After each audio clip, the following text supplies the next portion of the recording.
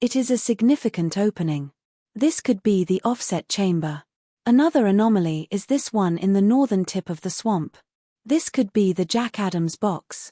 The box Jack approached your father and said, "Hey, I've got a metal target." Yes, for centuries Oak Island has held on to its secrets. But today the pieces of the puzzle are finally coming together. The long-lost treasure hidden beneath layers of mystery and speculation is no longer just a legend. With breakthrough, compelling evidence, and the latest technological advancements, the team stands at the precipice of uncovering the greatest find in history. That reason alone is worth looking at. Got piece cut wood? There, they cut W or not? I'll go get it. One of those could be that box. Would a metal box give you that anomaly? For sure, yeah, come on. Jeremy's survey has revealed something extraordinary. The deep red hues on his conductivity map indicate high metallic presence, precisely what they have been searching for.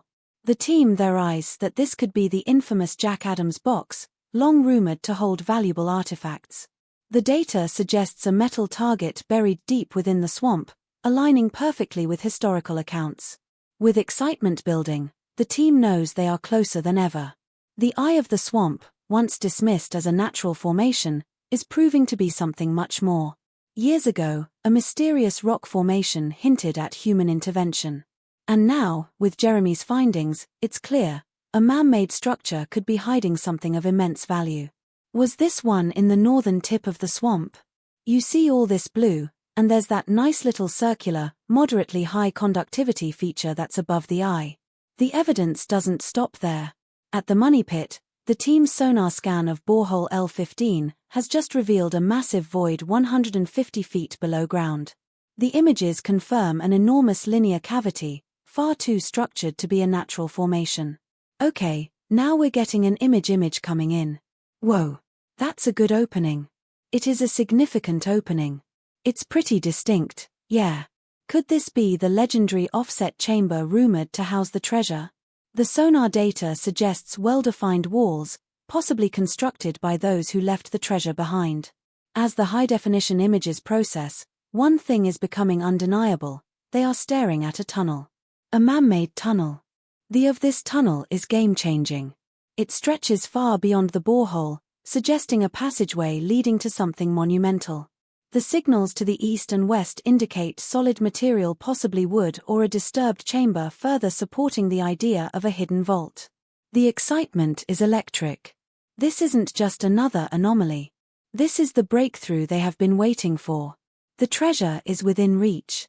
Good sonar data, so what we'll do is we'll download it and process it. I'll put it in CAD, and then I can show the guys Rick and Marty. Right, like a plan. Okay. All right. Meanwhile, on Lot 10, another stunning revelation emerges. Ground-penetrating radar scans confirm anomalies beneath the northern face of the swamp, exactly where Fred Nolan once speculated that Oak Island was originally two separate land masses. The data suggests a massive structure buried below, potentially a man-made dam system constructed centuries ago. If true, this would explain why the swamp was created to hide something. The theory is no longer speculation. The radar results prove it. The pieces are aligning perfectly: the mysterious box, the man-made structures, the underground void, and now the confirmation of the swamp's true purpose. It all points to one thing: the treasure is real, and it's right there with anomalies, especially here in the middle. Perfect, we're looking for a log structure. Yeah, that might be it. Yeah, pretty exciting. With permits on the way and excavation plans in place, the final chapter of Oak Island's mystery is about to be written. The centuries-old hunt is no longer just a search, it's a recovery. The treasure is within their grasp, and history is about to be made. The team returns to the southern border of the swamp, determined to follow up on previous discoveries. Over the years, several ship-related artifacts have been found here, some dating between the 15th and 18th centuries. However, the most shocking was a piece of ship railing that dated back to the 8th century, raising questions about who might have been here long before recorded history. As the excavation continues, a curved wooden structure emerges from the mud. Its shape suggests it could have been part of a ship's keel or runner designed to protect vessels when landing on shore. If so, This could be further proof of maritime activity in the area centuries ago. Deeper digging uncovers a wall of wooden planks, arranged both horizontally and vertically. This matches an earlier claim by a treasure hunter who believed a man-made structure was hidden beneath the swamp. If true, it could mean the swamp itself was artificially created to conceal something valuable.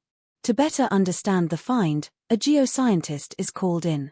Examination of the surrounding sediment reveals a distinct red layer, the same material found beneath an ancient stone road nearby.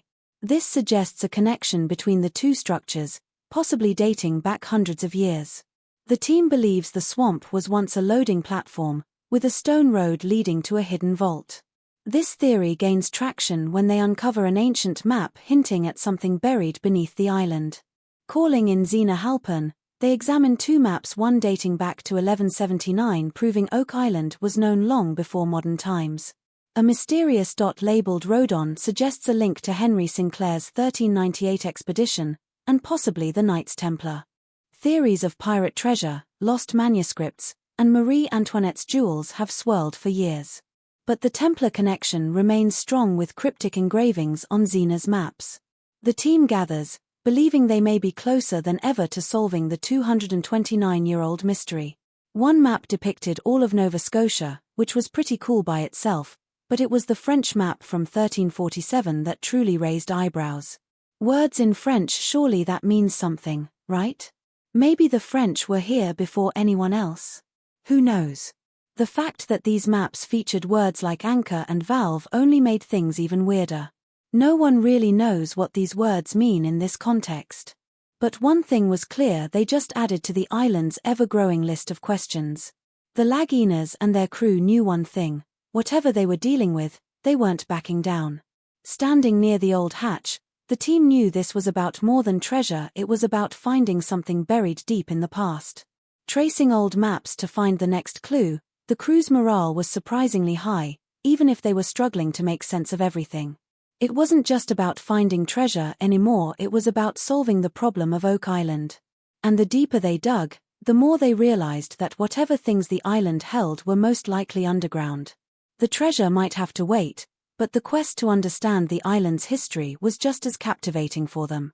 That's why their attention kept turning back to the Knights Templar. Could they have built a castle or a fort on Oak Island long before Prince Henry Sinclair ever showed up? Could that fort still be there, hidden beneath layers of dirt and time? To get to the bottom of this, the team set out to find the strange hatch. They believed that comparing the old maps with current satellite images might finally give them some answers. If they could find a match, a specific landmark that lined up, it could lead them straight to the hatch. Rick was a bit skeptical, though. Zena's findings were fascinating, but he wanted more proof. The team had to make sure they weren't being led on a wild goose chase. With Oak Island's long history of misleading treasure hunters, they couldn't afford to make any mistakes now. But despite any doubts, the crew knew they had to keep going. They moved their search near Dave Blankenship's house, comparing Zena's old maps to new satellite images. It was a tense moment, but things started to fall into place. The old map seemed to line up perfectly with the island's current shape, borders, and features. But then came the real kicker, a bright spot on the map. Was this the hatch? The Lagunas couldn't believe it. After years of searching, they might have finally found something substantial. If they could get to that hatch, who knows what they'd find on the other side?